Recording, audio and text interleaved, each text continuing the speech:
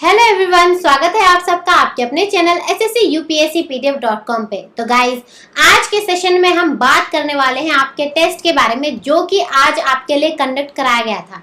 तो आज हम जानेंगे कि उन क्वेश्चंस के पीछे क्या क्या कॉन्सेप्ट होने चाहिए थे, प्लस किस तरीके से हम क्वेश्चंस को एलिमिनेशन मेथड का इस्तेमाल करके अटेम्प्ट करते हैं, क्योंकि क्वेश्चंस को कैसे अटेम्प्ट करना है ये आपको आना बहुत ज़्यादा ज़रूरी है। और इस सेशन के एंड में हम NIOS की बुक्स के बारे में भी बात करेंगे कि किस तरीके से हमें उन्हें पढ़ना है और किस तरीके से हम अपनी तैयारी उनके थ्रू करनी है। तो चलिए स्टार्ट करते हैं आज के सेशन के बारे में। तो चलिए फिर शुरू करते हैं। First question, why is the microsystem the most influential environmental level in the person's life? जो माइक्रोसिस्टम होता है वो सबसे ज्यादा महत्वपूर्ण क्यों होता है किसी भी पर्सन की लाइफ में? तो यहाँ पर देखिए, सबसे पहले तो आपको लिंक करना चाहिए माइक्रोसिस्टम कौन से कॉन्सेप्ट से लिंक करता है। यहाँ पर बात हो रही है ब्रोन-फैन-ब्रोनर की थ्योरी की। आपको इस थ्योरी में पढ़ाया गया था कि जहां पर एक बच्चा अलग अलग एनवायरनमेंट से जब इंटरेक्ट करता है, फिर अलग अलग एनवायरनमेंट लेवल का बच्चे के ऊपर क्या क्या फर्क पड़ता है उसके बारे में हमने इस थ्योरी के अंदर पढ़ा था। ठीक है, चलिए एक बार ऑप्शन देख लेते हैं क्या है।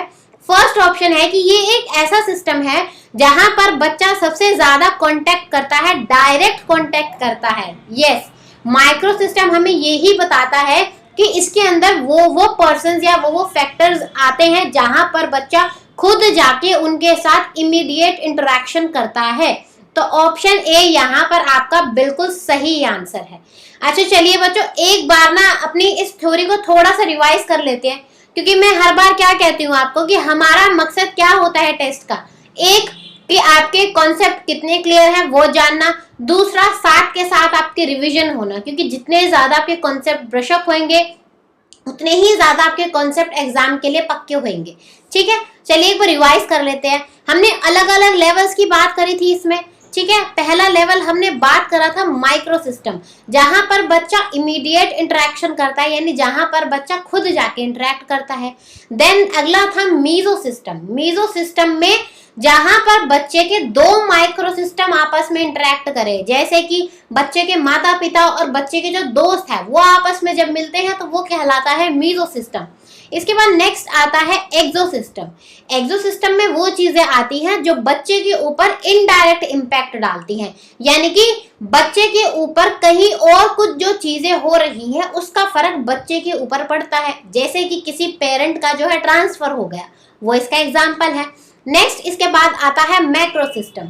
मैक्रो के अंदर आपके आते हैं जितने भी आपके सिस्टम होते हैं, रूल्स होते हैं, कल्चर होते हैं, रेगुलेशन, सोसाइटी, ये सारी चीजें आती हैं आपकी मैक्रो के अंदर। और लास्ट है आपका क्रोनो सिस्टम। क्रोनो सिस्टम में आती हैं चीजें जो कि टाइम रिलेटेड चेंजेस होती हैं, जैसे कि आपका कोरोना का पैंडेमिक है, ये बहुत लंबे टाइम तक लोगों के ऊपर इफेक्ट करेगा, यानी कि एक टाइम रिलेटेड चेंज है, तो ये आ जाएगा क्रोनो सिस्टम में। ठीक है, अगर कॉन्सेप्ट क्लियर है तो करेंगे थम्स अप। चलिए नेक्स्ट क्वेश्चन देखते हैं। क्वेश्चन नंबर 2 है cultural values, custom, laws and resources, ये कौन से सिस्टम के अंदर आते हैं?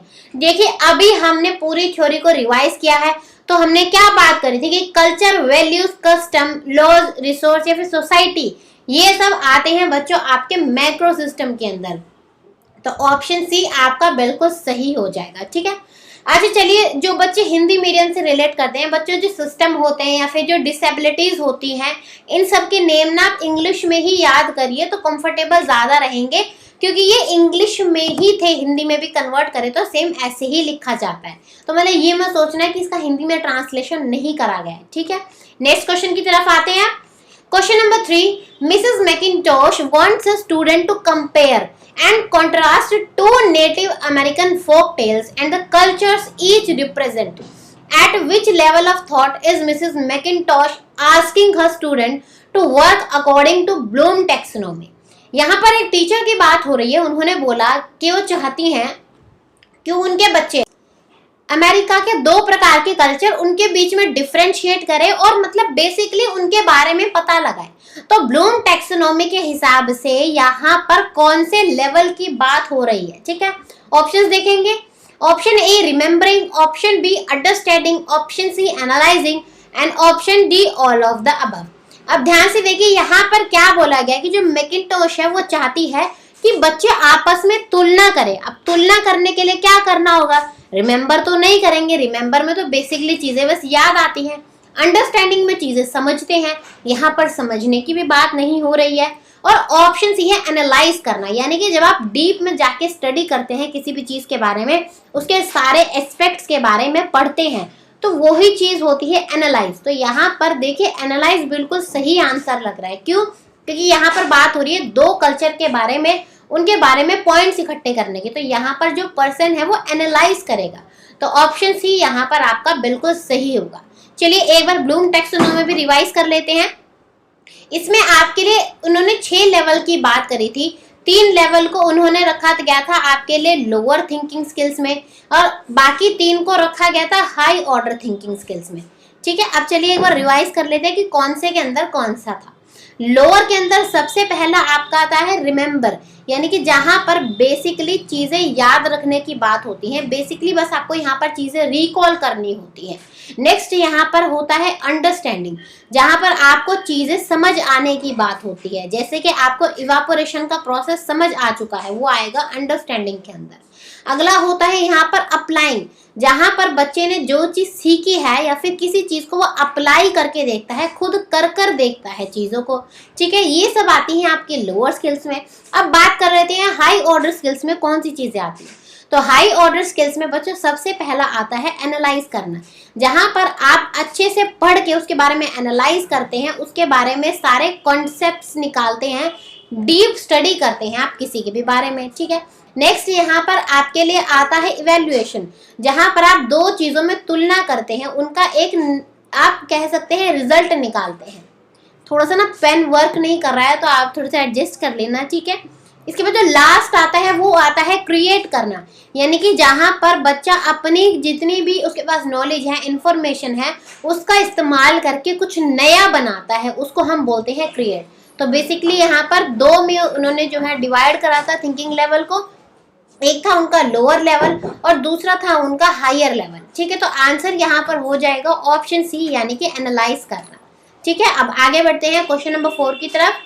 क्वेश्चन नंबर 4 है, student construct a model to show how something work they are, जहां पर बच्चा ये दिखाए, उन्होंने कुछ बनाया और फिर वो दिखाता है कि देखो ये किस तरीके से काम करता है। तो यहाँ पर ब्लूम टैक्सोनॉमी के कौन से लेवल की बात हो रही है, हमने देखो अभी रिवाइज की अपनी ब्लूम टैक्सोनॉमी, जहां पर भी बच्चा कुछ करके दिखाता है, खुद चीजों को करता है, वहां पर किसकी बात होती है, वहां पर बात होती है बच्चों अप्लाइंग की। तो ऑप्शन बी यहाँ पर आपका बिल्कुल सही आंसर है।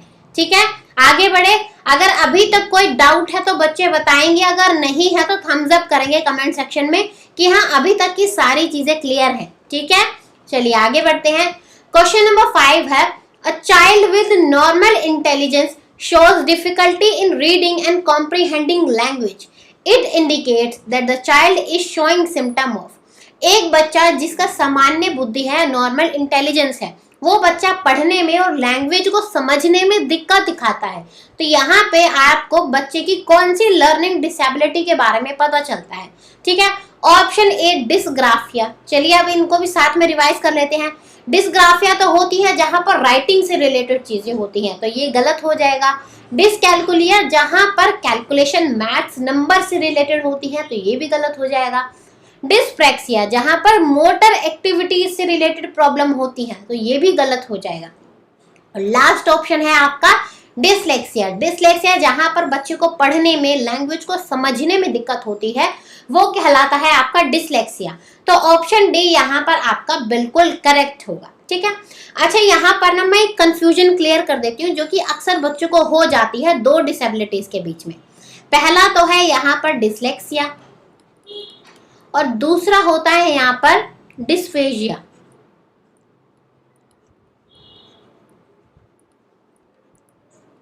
अब देखिए ये दोनों जो है कहीं ना कहीं रीडिंग से रिलेट करती हैं। ठीक है। लेकिन डिसलेक्सिया में क्या होता है, बेसिकली बच्चे का जो है रीडिंग में भी दिक्कत होती है और लैंग्वेज को समझने में दिक्कत होती है। लेकिन डिस्फेजिया में क्या होता है, बच्चे के बिल्कुल लैंग्वेज को बोलने में समझने में हर प्रकार से दिक्कत होती है। डिसलेक्सिया में बच्चे को बोलने में दिक्कत नहीं होती है, सिर्फ और सिर्फ समझने में होती है। तो यहाँ पर आपको ये चीज अपने दिमाग में एकदम फिट करके रखनी है, ठीक है। अब अगले क्वेश्चन की तरफ बढ़े। यहाँ से क्वेश्चन नंबर 6 की बात करेंगे। तो क्वेश्चन नंबर 6 में आपसे पूछा गया है a disorder related to language comprehension. अब देखिए ऊपर वाले क्वेश्चन में आपको पूछा गया था जहां पर रीडिंग भी हो और लैंग्वेज भी हो, तो जहां पर रीडिंग और लैंग्वेज दोनों चीजें आती हैं वो आता है आपका डिसलेक्सिया के अंदर। लेकिन यहाँ पर सिर्फ और सिर्फ लैंग्वेज कॉम्प्रिहेंशन की बात करी है, तो बच्चों ये आता है आपका डिसफेजिया या फिर आप इसको अफेजिया भी कह सकते हैं। तो आपका आंसर होगा यहाँ पर ऑप्शन डी। अच्छा देखिए यहाँ पर चलिए एक बात और जानते हैं। अब आप इसको डिसफेजिया भी लिख सकते हैं या फिर आप इसको अफेजिया भी लिख सकते हैं। अब ये दोनों रिलेट तो एक ही डिसेबिलिटी से करते हैं, लेकिन इनमें थोड़ा सा अंतर है। जहां पर भी आपको अफेजिया लिखे यानी जहां पर ए से शुरू हो रहा है, उसका मतलब होता है कि ये एक परमानेंट है, आप इस प्रॉब्लम को सही नहीं कर सकते हैं, ये परमानेंट डिसऑर्डर है। लेकिन जहां पर डिस होता है आगे डिसफेजिया होता है, इसका मतलब होता है कि इसके अंदर इम्प्रूवमेंट करी जा सकती है। ये अंतर होता है डी से स्टार्ट होने में और ए से स्टार्ट होने में। लेकिन जो प्रॉब्लम होती है वो दोनों में सेम ही होती है। डिसफेजिया और अफेजिया दोनों का मतलब है कि यहाँ पर बच्चे को लैंग्वेज को समझने में, लैंग्वेज को बोलने में, दोनों प्रकार में बच्चे को दिक्कत होती है। ठीक है, क्लियर है यहाँ तक? आगे बढ़े अब यहाँ से। चलिए क्वेश्चन नंबर 7 है which one is not a cause of learning disability. LD का मतलब यहाँ पर है आपके लिए लर्निंग डिसेबिलिटी। ठीक है, तो यहाँ पर बताइए कौन सा लर्निंग डिसेबिलिटी का कॉज नहीं है।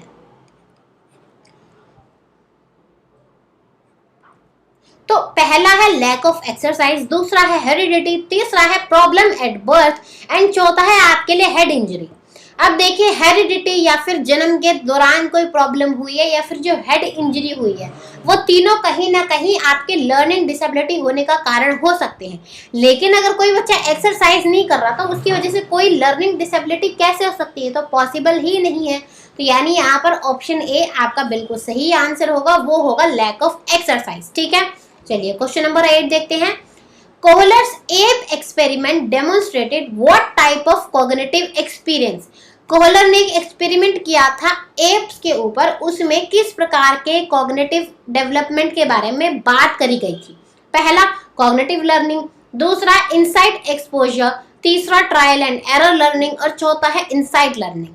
अब मैं हमेशा क्या बोलती हूँ, आपको साइकोलॉजिस्ट के साथ उनकी थ्योरी के नाम जो है याद होने चाहिए। कोहलर ने कौन सी दी थी? कोहलर ने दी थी इंसाइटफुल लर्निंग की, या फिर आप बोल सकते हैं इनसाइट लर्निंग की। तो यहाँ पर आपका आंसर क्या होगा? वो होगा ऑप्शन डी। इनसाइट लर्निंग में बेसिकली क्या बात करी गई थी कि यहाँ पर एक पर्सन को सडनली किसी भी प्रॉब्लम का सॉल्यूशन आता है और जो ये सडन सॉल्यूशन है इसी को हम बोलते हैं इनसाइट लर्निंग। ठीक है, क्लियर है? चलिए आगे बढ़े अब यहाँ से। क्वेश्चन नंबर 9 है insight learning is often times as important aspect of. Insight learning को आप इनमें से एक किसका पार्ट, एक महत्वपूर्ण पहलू बता सकते हैं? Option A invention and innovation, option B trial and error learning, option C classical conditioning and option D replicating past solution. अच्छा, अगर जिन्होंने क्लास बहुत ध्यान से देखी है उन्हें पता होगा, मैंने बताया था कि जो इंसाइटफुल लर्निंग है वो ट्रायल एंड एरर लर्निंग से रिलेट करती है। अब कैसे? क्योंकि वहां पर क्या था, एक चिंपैंजी था, एक एप था जो कि बार बार ट्राई कर रहा था कि मैं क्या करूं जिस तरीके से मुझे बनाना मिल जाए, और फिर उसे एकदम सडन सॉल्यूशन आता है कि अगर मैं स्टिक्स को ज्वाइन कर दूंगा तो मेरा हाथ जो है बनाना तक पहुंच जाएगा। तो वहां पर एप ने क्या करा, बार बार वो ट्रायल कर रहा था, उसकी बार बार गलतियां हुई, लेकिन इसी दौरान जो है उसे इनसाइट लर्निंग हुई, यानी कि सडन सॉल्यूशन उसके दिमाग के अंदर आया। तो ऑप्शन बी यहाँ पर आपका बिल्कुल सही आंसर होगा। ठीक है, क्वेश्चन नंबर 10 देखें। In Russia, he studied physiology and discovered the basic learning process called classical conditioning. अब देखिए, आपको क्वेश्चन में बाकी कुछ नहीं देखना, यहाँ पर आपको साइकोलॉजिस्ट का नाम बताना है, बस एक जगह रिलेट करो क्लासिकल कंडीशनिंग। और क्लासिकल कंडीशनिंग की थ्योरी किसने दी थी बच्चों? ये दी थी इवान पावलोव ने। तो यहाँ पर ऑप्शन सी आपका बिल्कुल सही आंसर हो जाएगा। ठीक है, देखिए ज्यादा टाइम वेस्ट करना ही नहीं है इस प्रकार के क्वेश्चन में। ये ज्यादा से ज्यादा आपको क्वेश्चन पढ़ने के बाद 1 सेकंड के क्वेश्चन होते हैं, इससे ज्यादा आपको टाइम नहीं लगना चाहिए। ठीक है, question number 11, when children learn a concept and use it, practice helps in reducing the error committed by them, this idea was given by. जब एक बच्चा किसी कॉन्सेप्ट को सीखता है और बार बार प्रैक्टिस करके उसमें अपनी गलतियों को कम कर लेता है, तो इसके बारे में किसने बात करी थी?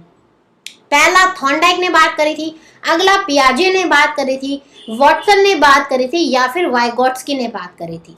अब यहाँ पर देखें, यहाँ पर प्रैक्टिस की बात हो रही है कि प्रैक्टिस करने से जो है बच्चे के एरर्स कम होते हैं, उसकी लर्निंग और ज़्यादा बेहतर तरीके से हो पाती है। तो आपको याद होगा कि लॉ ऑफ एक्सरसाइज की हमने बात करी थी, लॉ ऑफ प्रैक्टिस की, और इस लॉ के अंदर हमने यही पढ़ा था कि जितनी ज़्यादा प्रैक्टिस करी जाएगी उतना ज़्यादा लर्निंग स्ट्रॉन्ग होती है। और लॉ ऑफ एक्सरसाइज के बारे में किसने बात करी थी बच्चों? ये बात करी थी E.L. थॉर्नडाइक ने। ठीक है, चलिए एक बार लॉ रिवाइज कर लेते हैं। पहला था लॉ आपका लॉ ऑफ रेडीनेस, यानी कि लर्न करने के लिए किसी बच्चे को पहले तैयार होना बहुत जरूरी है, फिजिकल रूप से, मेंटल रूप से, इमोशनल रूप से। अगला था लॉ ऑफ एक्सरसाइज, यानी कि किसी भी लर्निंग को आपको स्ट्रॉन्ग करने के लिए उसकी बार बार प्रैक्टिस करनी जरूरी है।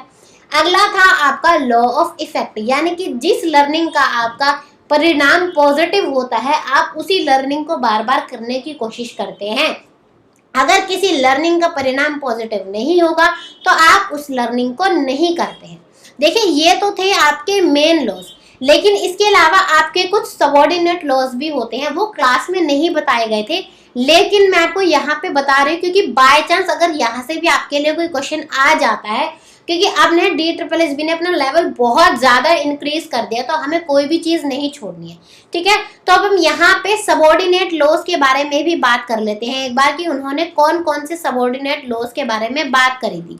ठीक है, सबसे पहला यहाँ पर है लॉ ऑफ प्राइमेसी। प्राइमेसी के अंदर बात हुई थी कि जो चीज़ आप सबसे पहले सीखते हैं उसका सबसे ज़्यादा आपके ऊपर फर्क पड़ता है। जैसे कि आपने सबसे पहले क्या सीखा, 2 + 2 4 होता है, तो आपके दिमाग में सबसे ज्यादा यही बात याद रखेगी। अगर मैं आपको 2 दिन बाद बता दूं कि नहीं 2 + 2 तो 5 होता है, तो आप उस चीज को ना ढंग से नहीं समझ पाएंगे। तो इसमें ये बात करी गई कि जो चीज आप सबसे पहले सीखते हैं, आप प्राइमरी रूप पे सीखते हैं, सबसे पहले जो चीज सीखी जाती है वो ही आपको सबसे ज्यादा बेहतर तरीके से याद रहती है। ठीक है, इसके बाद नेक्स्ट लॉ था लॉ ऑफ रीसेंसी। लॉ ऑफ रीसेंसी में बात हुई कि जो चीज आपने हाल ही में सीखी है वो आपको ज्यादा याद रहेगी। जैसे आपने कल ही पढ़ा है CCE के बारे में, तो आपको ये कॉन्सेप्ट ज्यादा याद रहेगा बजाय कि जो आपने कॉन्सेप्ट 4-5 क्लास पहले पढ़ा हो। ठीक है, इसके बाद आता है law of freedom. Law of freedom में बात करी गई कि जहां पर बच्चे को फ्रीडम मिलती है किसी भी चीज को याद रखने की, यानी कि जहां पर बच्चे को हम बांध कर नहीं रखते हैं, बच्चा फ्रीली किसी चीज को सीखता है, वहां पर बच्चे की लर्निंग बहुत ज्यादा स्ट्रॉन्ग होती है। इसके बाद नेक्स्ट है यहाँ पर लॉ ऑफ इंटेंसिटी, यानी कि आप जिस चीज को जितनी ज्यादा इंटेंसिटी, जितनी ज्यादा डेडिकेशन, शिद्दत के साथ सीखते हैं, आपको वो चीज उतनी ज्यादा अच्छे तरीके से समझ आती है। इसे हम बोलते हैं लॉ ऑफ इंटेंसिटी। ठीक है, क्लियर है यहाँ तक? आगे बढ़े अब यहाँ से, चलिए क्वेश्चन नंबर 12 है a child was pricked by the thorn of a red rose and got hurt. Later on he started expressing fear towards a red dress and now anything red in color. This is an example of एक बच्चा जो है कभी उसको red colour के रोज से जो है काटा चुभ गया, तो वह अब क्या करता है, किसी भी रेड चीज को देखता है तो उसको डर लगने लगता है। तो यहाँ पर क्या हो रहा है, स्टिमुलस जनरलाइज हो रहा है, रिस्पॉन्स जनरलाइज हो रहा है, या फिर स्टिमुलस और रिस्पॉन्स दोनों ही जनरलाइज हो रहे हैं। तो अब यहाँ पर देखिए क्या हुआ कि बच्चे ने कांटे को छुआ, उसे डर लग गया कि मुझे जो भी लाल चीज है वो चुभेगी। अब उसने क्या हुआ, हर एक लाल चीज से डरना स्टार्ट कर दिया। तो यहाँ पर उसने रेड को क्या बना लिया, यहाँ पर रेड को उसने अपना स्टिमुलस बना लिया कि ये रेड कलर से मुझे चोट लगी और हर रेड चीज से डरने लगा। तो इसने क्या करा, इस स्टिमुलस को जनरलाइज कर लिया कि इसने सेम कॉन्सेप्ट को हर जगह इस्तेमाल करना स्टार्ट कर दिया। तो यहाँ पर क्या हो रहा है, स्टिमुलस जनरलाइजेशन हो रहा है। तो ऑप्शन ए आपका बिल्कुल यहाँ पर करेक्ट आंसर होगा। ठीक है, आगे बढ़े अब यहाँ से। क्वेश्चन नंबर 13 है, which of the following conditions qualifies to be an instance of negative reinforcement? इन सब कंडीशन में से आपके लिए एक नेगेटिव रीइंफोर्समेंट का एग्जाम्पल क्या होगा? पहला कि आप पनिशमेंट देंगे, अगला कि आप उनको कोई रिवॉर्ड दे रहे हैं वो रोक लेंगे, इससे नेक्स्ट है कि आप कोई पेनफुल स्टिमुलस यानी कोई बुरी चीज थी जो उनके अनप्लेजेंट चीज थी वो आप हटा देंगे, एंड ऑप्शन डी है कि आप उनको बार बार रिवॉर्ड देंगे। तो यहाँ पर चलिए इससे पहले रिवाइज कर लेते हैं। दो प्रकार के होते हैं आपके रीइंफोर्समेंट। पहला तो होता है जिसमें आप बेसिकली बच्चों को रीइंफोर्स करते हैं, जो होता है पॉजिटिव रीइंफोर्समेंट, नेगेटिव रीइंफोर्समेंट, और अगला होता है आपका पनिशमेंट। पनिशमेंट वैसे हाल ही में इसको जो है क्रिटिसाइज किया जाता है। ठीक है, अब जो रीइंफोर्स होता है वो पॉजिटिव होता है, नेगेटिव भी होता है। उसी तरीके से पनिशमेंट पॉजिटिव भी होता है और नेगेटिव भी होता है। तो पॉजिटिव रीइंफोर्समेंट में क्या होता है, यहाँ पर बच्चों को आप कोई प्लेजेंट चीज देते हैं, जैसे कि अगर उसने कुछ अच्छा किया तो आपने उसे 2 टॉफीज दे दी। नेगेटिव रीइंफोर्समेंट में क्या होता है, आप कोई अनप्लेजेंट चीज उसकी हटा देते हैं। तो यानी कि जैसे कि आप बोलेंगे कि अगर आप अच्छे से आज काम कर लेंगे तो आज का आपको होमवर्क नहीं करना पड़ेगा। ठीक है, पनिशमेंट पॉजिटिव, यहाँ पर आप उसे कोई अनप्लेजेंट चीज देंगे, जैसे कि आपने उसे डांटा है या आपने उसे कुछ खड़ा कर दिया बाहर जाकर। ठीक है, और नेगेटिव पनिशमेंट में क्या होता है, आप यहाँ से उसके कोई प्लेजेंट चीज छीन लेते हैं। तो देखिए पॉजिटिव में क्या होगा, कुछ मिलेगा, और नेगेटिव में कुछ घटेगा आपका, दोनों जगह पे। तो यहाँ पर देखिए नेगेटिव रीइंफोर्समेंट की बात हो रही है, वहां पर क्या बात हुई कि अनप्लेजेंट चीज को हटा लेते हैं, यानी कि किसी भी पेनफुल स्टिमुलस को आप हटा लेंगे। तो ऑप्शन सी यहाँ पर बिल्कुल आपका राइट आंसर है। ठीक है, चलिए क्वेश्चन नंबर 14 है कि जो गेस्टॉल साइकोलॉजिस्ट है उन्होंने ट्रांसफर ऑफ लर्निंग को कैसे बताया, जनरलाइजेशन में बताया, आइडेंटिकल एलिमेंट्स में बताया, फोरसाइट्स में बताया, फिर ट्रांसपोजिशन में बताया। तो देखिए यहाँ पर याद करिए कि आपको मैंने अलग अलग theories of transfer of learning बताई थी। वहां पर हमने थ्योरी ऑफ ट्रांसपोजिशन के बारे में पढ़ा था, जहां पर बोला गया था कि जो थ्योरी ऑफ ट्रांसपोजिशन है वो इनसाइट लर्निंग से रिलेट करती है, और जो इनसाइट लर्निंग है वो किसके द्वारा दी गई थी, वो दी गई थी गेस्टॉल्ट द्वारा। तो यहाँ पर आपका सही आंसर क्या होगा, वो होगा ट्रांसपोजिशन। ठीक है, क्वेश्चन नंबर 14 का आंसर है ऑप्शन डी। क्वेश्चन नंबर 15 देखते हैं, इनमें से कौन सी स्टेटमेंट रीइंफोर्समेंट के हिसाब से सही है। रीइंफोर्समेंट के हिसाब से देखिए, चलिए देखते हैं। ऑप्शन ए की लर्निंग जो है सबसे ज्यादा बेहतर होती है पार्शियल रीइंफोर्समेंट के द्वारा, लेकिन अगर आपको उसे लर्निंग को खत्म होने से रोकना है तो आप उसे कंटिन्यूसली रीइंफोर्स करेंगे। ठीक है, ऑप्शन बी है यहाँ पर कि लर्निंग जो है ज्यादा होती है कंटिन्यूअस के द्वारा, लेकिन अगर आपको लर्निंग को खत्म होने से रोकना है तो आप पार्शियली उसे देंगे। अब ध्यान से समझिए, जहां पर भी आप चाहते हैं कि लर्निंग जो है खत्म ना हो, निरंतर प्रक्रिया से चलती रहे, तो निरंतर प्रक्रिया से लर्निंग को चलने देने के लिए आप उसको पार्शियल रीइंफोर्समेंट देते हैं। तो यहाँ पर देखिए, जहां पर बात हो रही है कि एक्सटिंक्ट नहीं होएगी लर्निंग, तो वो क्यों नहीं होगी, पार्शियल रीइंफोर्समेंट की वजह से नहीं होगी। और जब आप बच्चों को कंटिन्यूस रीइंफोर्समेंट देते हैं तो उनका जो है उसके अंदर इंटरेस्ट बना रहता है कि हम हर एक आंसर देंगे तो हमें बदले में कुछ मिलेगा। तो यहाँ पर आपका ऑप्शन बी बिल्कुल करेक्ट है। ठीक है, तो क्वेश्चन नंबर 15 का आंसर यहाँ पर होगा ऑप्शन बी। तो चलिए अगला क्वेश्चन देखते हैं। Question number 16, after several visits to a doctor for chemotherapy, Anita finds that she begins to feel nauseous just sitting in the waiting room. According to classical conditioning, Anita's feeling of nausea in the absence of chemotherapy is। यहाँ पर आपको बोला गया कि अनीता नाम की एक lady है, वो कीमोथेरेपी के लिए जाती है जो कि कैंसर के टाइम पे होती है। तो जब भी कीमो के लिए वो वेटिंग रूम में वेट कर रही होती है तो उसको ना बहुत बेचैनी होने लगती है, मतलब डर जैसे घबराहट होने लगती है। और एक टाइम ऐसा आता है कि जब उसकी कीमोथेरेपी नहीं हो रही, लेकिन फिर भी उसको जो है बहुत ज़्यादा घबराहट होती है वेटिंग रूम में बैठने से ही, मतलब कीमोथेरेपी शुरू होने से पहले ही उसको वहीं से घबराहट होनी शुरू हो जाती है। तो बताइए यहाँ पर क्या है, ये जो घबराहट हो रही है ये क्या है? ये एक अनकंडीशन रिस्पॉन्स है, ये एक अनकंडीशन स्टिमुलस है, कंडीशन स्टिमुलस है, या फिर रिस्पॉन्स है जो कि कंडीशन हो चुका है। तो सबसे पहले यहाँ पे देखिए उसे क्या हो रही है, घबराहट हो रही है। तो यहाँ पर जो कीमोथेरेपी है बच्चों, तो वो कीमोथेरेपी तो हमारा आ जाएगा स्टिमुलस के अंदर, क्योंकि इसकी वजह से कोई रिजल्ट आ रहा है। और इसकी वजह से क्या रिजल्ट आ रहा है? इसकी वजह से उसको नोजिया फील हो रहा है। तो ये हो गया रिस्पॉन्स। तो हमें ये तो पता है कि हाँ जो हमारा आंसर होगा वो रिस्पॉन्स होगा, लेकिन अनकंडीशन रिस्पॉन्स होगा या फिर कंडीशन रिस्पॉन्स होगा। तो अब यहाँ पे देखिए जब वो पहली बार गई ना कीमोथेरेपी कराने के लिए, और पहली बार में जब उसको घबराहट यानी नोजिया फील हुआ, उस टाइम तो वो अनकंडीशन रिस्पॉन्स था, क्योंकि उसकी हैबिट उसे नहीं पड़ी थी, वो उसके अंदर से खुद से निकल के वो रिस्पॉन्स आया था। लेकिन जैसे जैसे वो बार बार कीमोथेरेपी के लिए जाने लगी, तो वहां पर बार बार उसको उस चीज से डर लगने लगा, और फिर धीरे धीरे उसके अंदर ये हैबिट पड़ गई, और जैसे ही वो अपने वेटिंग रूम में बैठती थी वैसे ही उसको डर लगना शुरू हो जाता था। तो यहाँ पर क्या हुआ, उसको इसका जो रिस्पॉन्स है वो कंडीशन हो चुका है, उसकी उसे हैबिट पड़ चुकी है। तो यहाँ पर आपका आंसर होगा option D, a condition response. ठीक है, क्लियर है यहाँ तक? आगे बढ़े अब यहाँ से, चलिए। तो यहाँ पर आंसर होगा आपका ऑप्शन डी। ठीक है, क्वेश्चन नंबर 17 देखते हैं। चलिए क्या पूछा है यहाँ पर, in the present era of competitive marketing some of the companies are offering door to door sale services, in such case which kind of reinforcement schedule is practised by the company for their sale executive.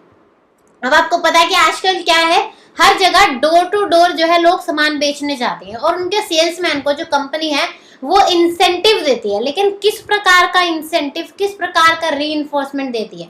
तो यहाँ पर आप ना पीछे link करो, मैंने आपको क्या बताया था कि जब भी आपको सबसे ज्यादा रिजल्ट चाहिए होगा किसी भी चीज के लिए, चाहे वो पढ़ाई के रिलेटेड है, चाहे वो किसी भी चीज से रिलेटेड है, तो वहां पर हमेशा बात होती है वेरिएबल रेशियो की। कौन सी बात होती है बच्चों? Variable ratio. तो यहाँ पर आप देखिए आपको कौन सा ऑप्शन दिख रहा है यहाँ पर, तो ये ऑप्शन सी आपको यहाँ गिवन है।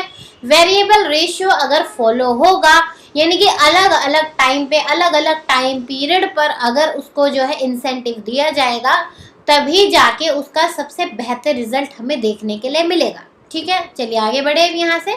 तो यहाँ पर आंसर आपका हो जाता है ऑप्शन सी।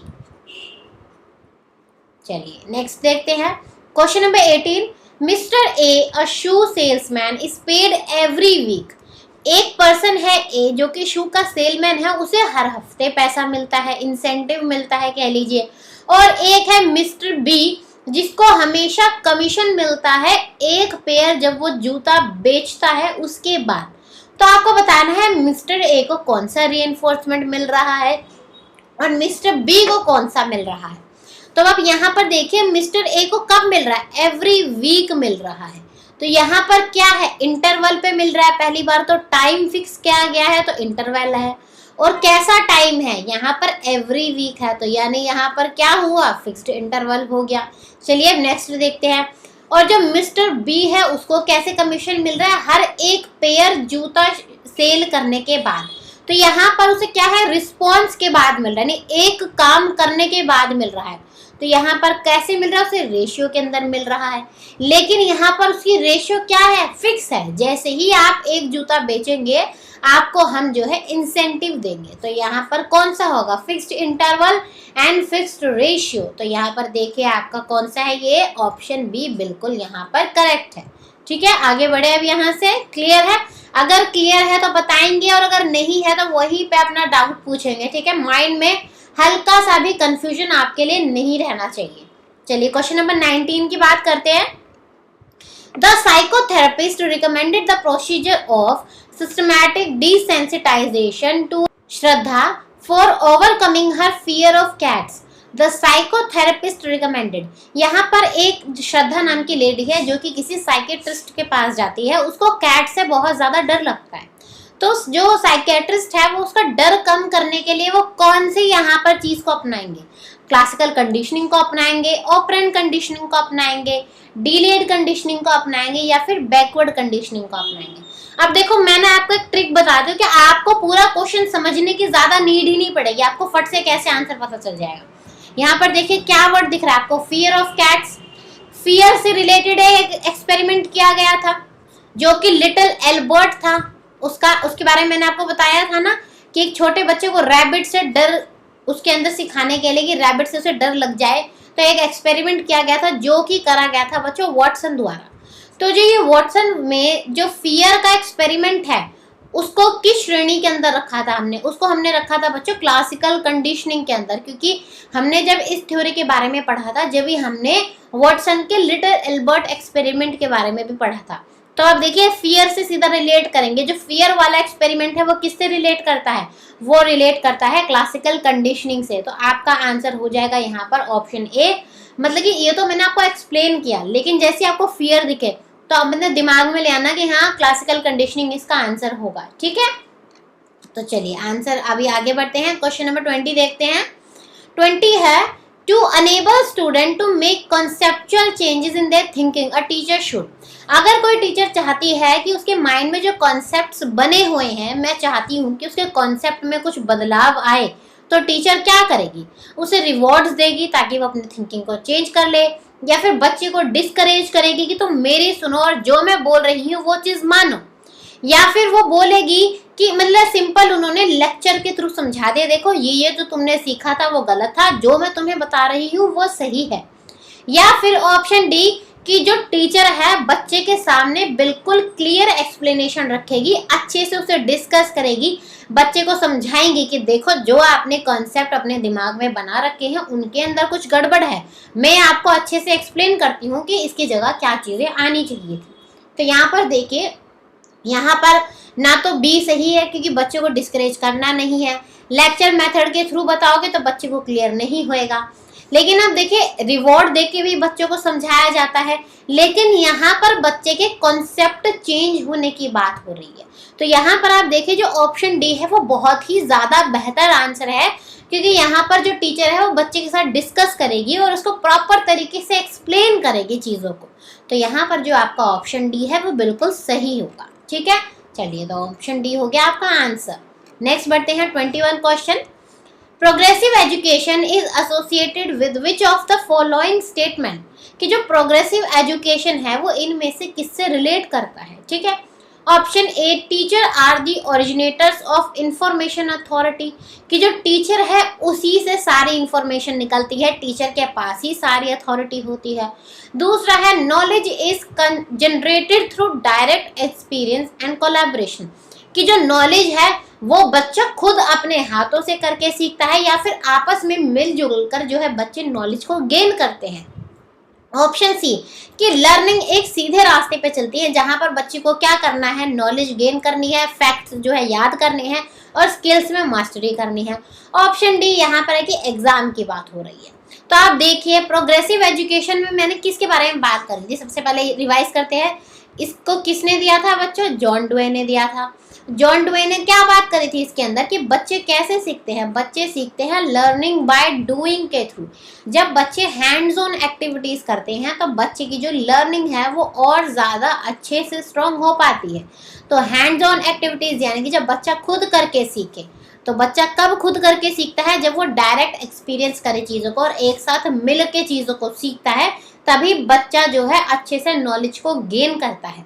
तो यहाँ पर जो आपका ऑप्शन बी है वो बिल्कुल सही होगा, क्योंकि ये जो है आपकी सारी कंडीशंस को फुलफिल कर रहा है कि क्वेश्चन में क्या बात हो रही है, ठीक है। चलिए अब आगे बढ़े हम यहाँ से। Question number 22, in a learner centred classroom the teacher would, एक ऐसा क्लासरूम जो कि लर्नर सेंटर्ड है, जहाँ पर बच्चों को चाइल्ड सेंटर्ड बोल लीजिए या फिर लर्नर सेंटर्ड बोल लीजिए, इसके दो नाम है बच्चों, क्योंकि जो चाइल्ड होता है वो ही लर्नर होता है हमारे क्लास के अंदर, ठीक है। तो जो चाइल्ड सेंटर्ड क्लासरूम है उसमें टीचर क्या करेगी, बच्चों को एनकरेज करेगी कि एक दूसरे के साथ compete करो ताकि उनकी लर्निंग बेहतर हो पाए, या फिर वो बच्चों को दिखाएगी कि मैं आपसे क्या चाहती हूँ, मैं चाहती हूँ कि आप सब फर्स्ट टाइम, और वो फिर उनको गाइड करेगी उस चीज़ के लिए कि उनको वो अपना जो गोल है वो कैसे पूरा करना है। ऑप्शन सी कि वो अलग अलग ऐसे मेथड्स अपनाएंगे अपनी क्लास में जहां पर बच्चा खुद इनिशिएट करके अपनी लर्निंग को बढ़ाए, या फिर सिंपली जो टीचर है वो लेक्चर मेथड का इस्तेमाल करेगी। तो देखिए यहाँ पर बात हो रही है चाइल्ड सेंटर्ड की, यानी कि लर्नर सेंटर्ड की। यहाँ पर क्या होता है, बच्चा खुद से इनिशिएट करके सीखता है और जो टीचर है वो सिर्फ और सिर्फ एक गाइडेंस के रूप में काम करती है, एक फैसिलिटेटर के रूप में काम करता है जो टीचर होता है। तो यहाँ पर देखिए जो ऑप्शन सी है वहाँ पर यही बात हो रही है कि टीचर जो है वो इस प्रकार के मेथड अपनाएगा जहाँ पर बच्चे खुद इनिशिएट करेंगे और टीचर की हेल्प से वो अपनी लर्निंग को जो है बेहतर बनाएंगे। ठीक है, क्लियर है यहाँ पर आपको ऑप्शन ये कि ऑप्शन सी यहाँ पर आपका सही आंसर है। ठीक है, आगे बढ़े अब यहाँ से। चलिए नेक्स्ट क्वेश्चन देखते हैं।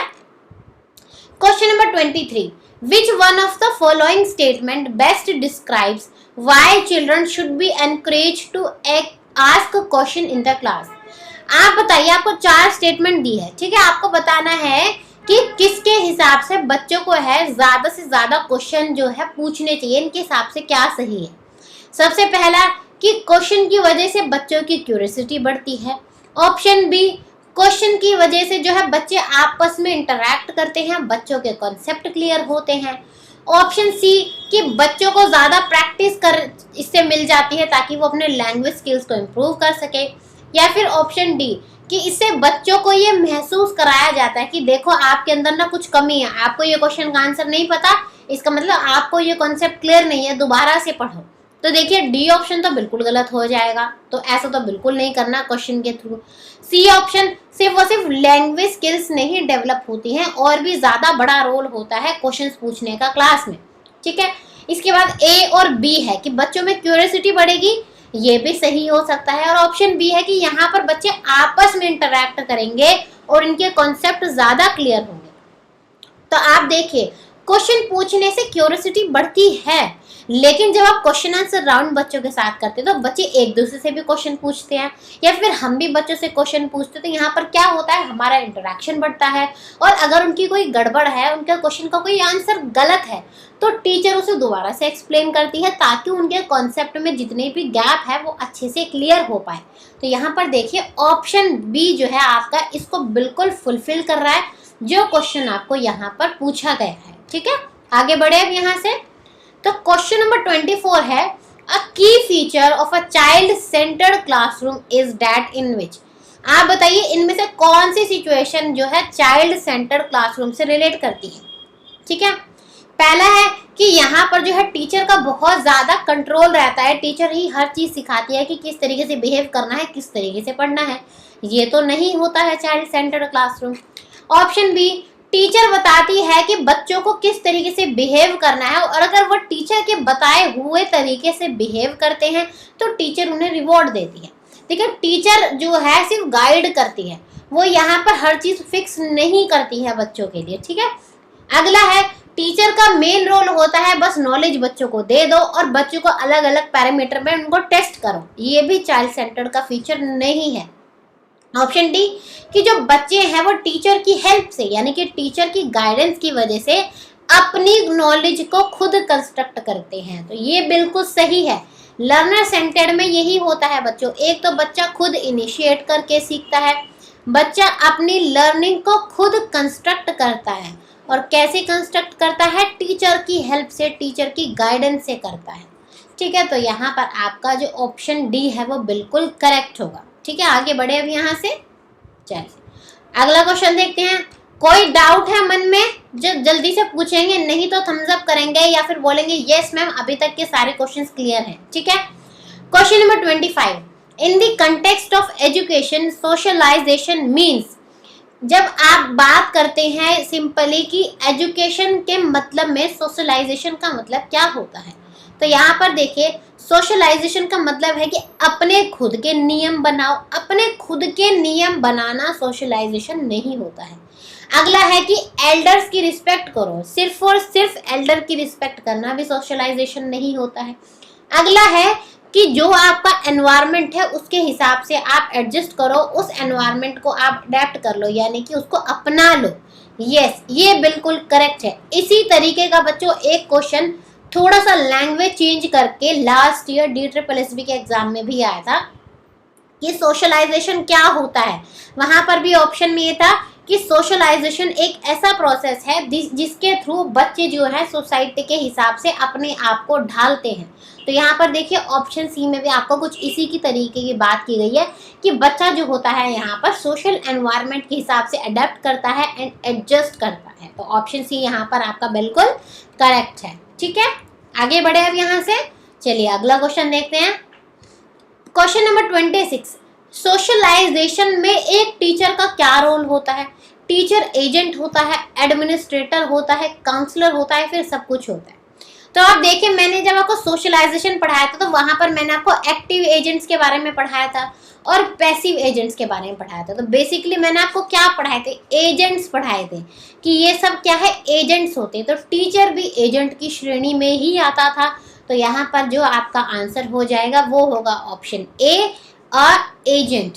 ठीक है, सोशलाइजेशन में वो एजेंट का काम करता है, ये चीज याद रखनी है। ऑल ऑफ द अबव नहीं लगा के आना है इसका answer. Question number 27, readiness for learning refers to, जहां पर बात होती है कि बच्चा याद करने के लिए एकदम तैयार है, सीखने के लिए तत्पर है, तो वहां पर क्या बात हो रही है कि बच्चे की जो जनरल एबिलिटी है, बच्चे की जो क्षमता है फिलहाल चीज को सीखने की, वो मतलब कि सिर्फ जनरल एबिलिटी की बच्चा कितनी चीजें सीख सकता है। ऑप्शन बी कि इस टाइम पे, जिस टाइम पर बच्चा पढ़ना शुरू कर रहा है, प्रेजेंट, ध्यान दीजिएगा प्रेजेंट वर्ड लिखा है कि प्रेजेंट टाइम पे बच्चे का कॉग्निटिव लेवल कैसा है जिसके हिसाब से वो लर्निंग को जो है अपना सके। ऑप्शन सी कि सिंपल ये एक लर्निंग का नेचर है जहां से जो है सेटिस्फेक्शन मिलती है हमें, या फिर ऑप्शन डी ये थॉर्नडाइक का एक लॉ है, लॉ ऑफ रेडीनेस। ठीक है, अब यहाँ पर देखना कई बच्चे जो है ऑप्शन डी टिक लगा कर आएंगे कि ये थॉर्नडाइक का लॉ है, लॉ ऑफ रेडीनेस। ठीक है, लेकिन यहाँ पर देखिए यहाँ पर आंसर होएगा आपका ऑप्शन बी, क्योंकि ऑप्शन बी क्यों होगा, यहाँ पर रेडीनेस ऑफ लर्निंग की उसके मतलब की बात हो रही है आपसे। यहाँ पर आपको ये नहीं पूछा कि ये कौन सा लॉ है। ठीक है, लॉ नहीं पूछा है कि किसके द्वारा दिया गया या फिर आप इस लॉ का हमें नाम बताइए। आपको यहाँ पर पूछा है कि इसका मतलब क्या है, ये किस चीज को रेफर करता है। तो यहाँ पर देखिए ऑप्शन बी बिल्कुल सही है कि रेडीनेस ऑफ लर्निंग बताता है एट प्रेजेंट बच्चे का कॉग्निटिव लेवल कितना है, कि बच्चे की जो क्षमता है सीखने की वो कितनी है। अगर उस टाइम पे बच्चा तैयार नहीं है सीखने के लिए, बच्चे का कॉग्निटिव लेवल बिल्कुल एक्यूरेट नहीं है ताकि वो अपनी लर्निंग को अडेप्ट कर सके, तो कोई फायदा नहीं होगा लर्निंग करने का। ठीक है, तो यहाँ पर जो ऑप्शन बी है वो आपका बिल्कुल सही होगा।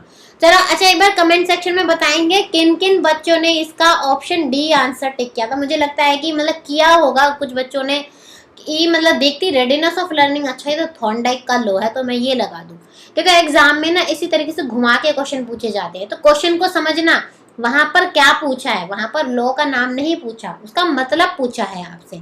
ठीक है, आगे बढ़े अब यहाँ से। चलिए question number 28, what questions would you ask Nelson Mandela in an interview.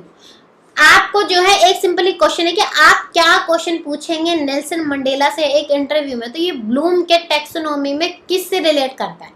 अब आप देखें यहाँ पर क्या बात हो रही है कि इंटरव्यू लेंगे, इंटरव्यू लेके आप क्या करेंगे, जितनी भी चीजें आपने सीखी है, जितनी भी चीजें आपने अपने पॉइंट्स में तैयार करी है, अच्छा मैं ये पूछूंगा, ये पूछूंगा, ये पूछूंगा, ये पूछूंगा, फिर आपने जितने भी पॉइंट्स तैयार करे होते हैं वो आप इंटरव्यू में जाके सारे उनसे पूछते हैं। तो यहाँ पर क्या हुआ, आपने जितने भी फैक्ट्स थे या फिर आपकी जितनी भी नॉलेज थी आपके पास, इंटरव्यू में जाके आपने वो सारी चीजें अप्लाई कर दी वहां पर। तो यहाँ पर इंटरव्यू आपका किससे रिलेट करेगा बच्चों, वो रिलेट करेगा आपका एप्लीकेशन से, क्योंकि आपने जितनी भी चीजें इकट्ठी करी थी, नॉलेज को गैदर किया था, वो आप इंटरव्यू में जाके अप्लाई कर देंगे। तो यहाँ पर आपका ऑप्शन ए बिल्कुल सही होगा। ठीक है, क्वेश्चन नंबर 29 देखें यहाँ पर।